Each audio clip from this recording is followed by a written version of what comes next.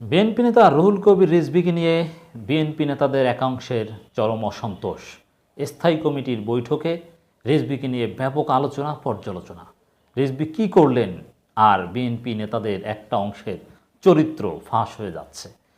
দর্শক, এই বিষয়টা আলাদাভাবে বারবার অ্যাড্রেস করা প্রয়োজন, কারণ বাংলাদেশের রাজনীতির একটা ঐতিহাসিক প্যারাডাইম শিফটের সময়, ঐতিহাসিক ভুল থেকে সংশোধনের সময় দালাল গোষ্ঠীর এজেন্ট, দালালরা, ভারতের দালালরা, বিএনপির ভেতরে থাকা দালালরা যেভাবে রুহুল কবির রিজভী টুটি চেপে ধরার চেষ্টা চলছে, তাতে বাংলাদেশের রাজনীতি দীর্ঘমেয়াদে একটা ক্ষতির মুখোমুখি হতে পারে।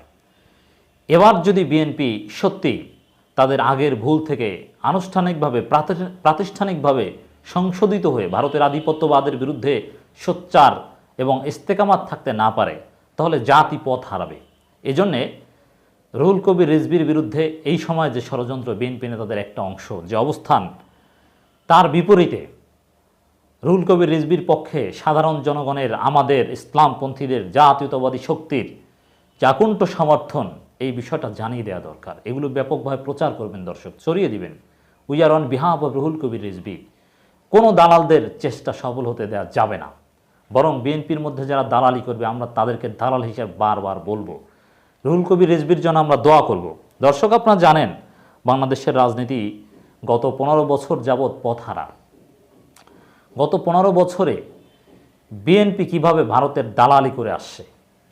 2012 সালের পর থেকেই বিএনপির একটা বড় অংশ ভারতের দালালি করে আসছে। ভারত বিএনপির মূল ডিসিশন মেকারদের কিনে নিয়েছিল, এক্সেপ্ট খালেদা জিয়া।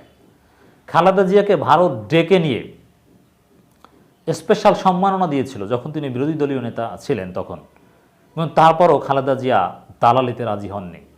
এমনকি আপনারা জানেন, যখন প্রণব মুখার্জি সফরে এসেছিলেন বাংলাদেশে, তখন খালেদা জিয়া প্রণব মুখার্জিকে গুণেই নেই, হরতাল ছিল, তার সাথে দেখাই করেনি। ভারত প্রচণ্ড ক্ষুব্ধ হয়েছে। তারপরে ভারতের বিএনপির আরও অনেক নেতাদের আরও ভালোভাবে কিনে নিয়েছে এবং বিএনপি নীতিগতভাবে সিদ্ধান্ত নিয়েছিল। এমনকি তারেক রহমান সিদ্ধান্ত নিয়েছিল।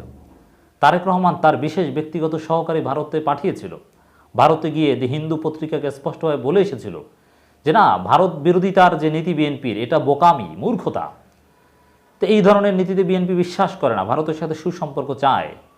এর মানেই ভারতকে প্রভু হিসাবে কিন্তু বিএনপি মেনে নিয়েছিল। তারেক রহমান ঘোষণা দিয়ে এটা মেনে নিয়েছিল।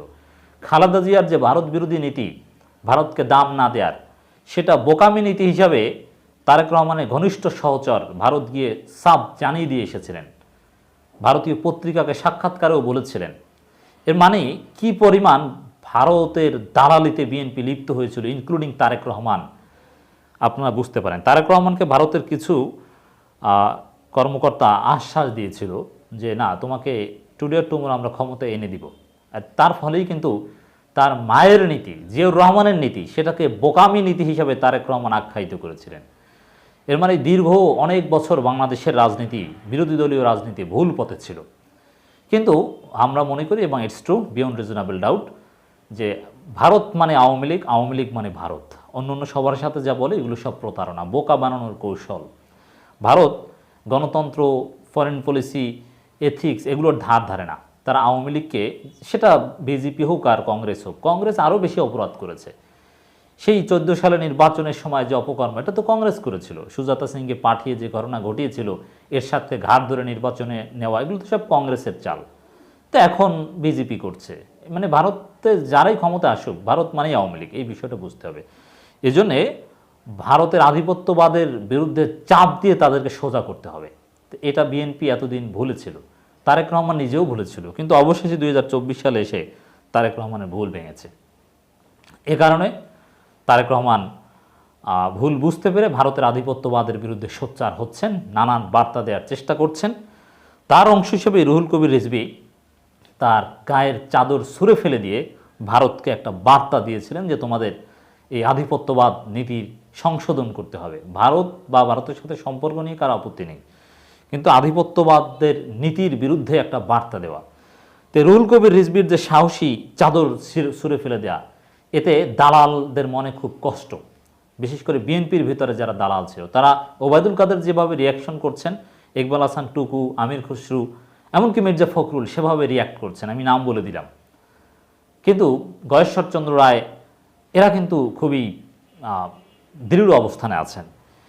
এজন্য রুহুল কবির রিজভির সিদ্ধান্ত সমালোচনা করছে, এটা প্রশ্ন করছেন যে রুহুল কবির রিজভী নিজের চাদর ছুঁড়ে ফেললেন, এটা কি বিএনপির দলীয় কোনো সিদ্ধান্ত? তিনি দলের মুখপাত্র, তিনি এটা কি করলেন? যদি বিএনপি কোনো নির্বাচনের মাধ্যমে ক্ষমতায় আসে তাহলে কি হবে? ভারতীয় পণ্য বর্জন করে ভারতের সাথে সুসম্পর্ক রাখা যাবে? রিজভী এটা ঠিক করেনি, এটা করা যাবে না। এই সব কারণে স্থায়ী কমিটির বৈঠকে এ বিষয়ে কোনো সিদ্ধান্তই নিতে পারেনি। পরবর্তী বৈঠকে সিদ্ধান্ত নেওয়া হবে। অনেক নেতার অসন্তোষ, এই অসন্তোষ যারা জানাচ্ছেন তারা হচ্ছে দালাল। আমরা রুহুল কবির রিজভির পক্ষে সমর্থন জ্ঞাপন করছি।